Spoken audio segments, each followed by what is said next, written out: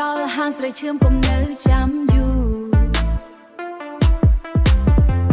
គ្រឿងអាំងនៅទីនេះធានាថាឈ្ងុយដល់គូមានអាំងឡើងលឿងរយគ្រឿងល្មមមាត់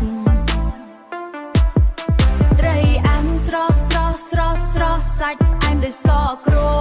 ប់ចង់សាក្រួចអាំងឬកង្កែបអង្គរមានកង្កែបបងសាច់ណែនញ៉ាំហើយនៅតែឃ្លាបើចង់ដឹងរសជាតិឲ្យប្លែកអណ្ដាតបុកល្ហុងស្រីឈឿមហើយរល្មមស្អាតបាតបុកល្ហុងស្រីឈឿមហើយរល្មមស្អាតបាត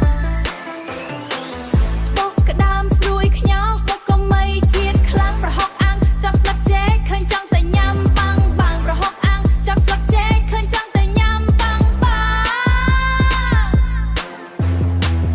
ញ៉ាំជាមួយបាយសក្តៅហៅហុយ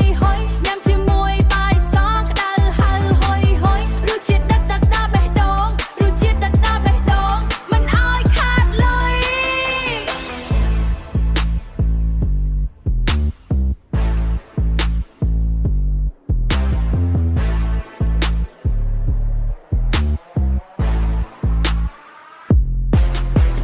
ញ៉ាំ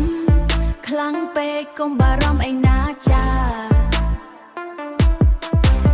ទឹកបរិសុទ្ធភេសជ្ជៈកំងបានគ្រប់គ្រាចង់ញ៉ាំម្ហូបកំងឆាស្លខបំ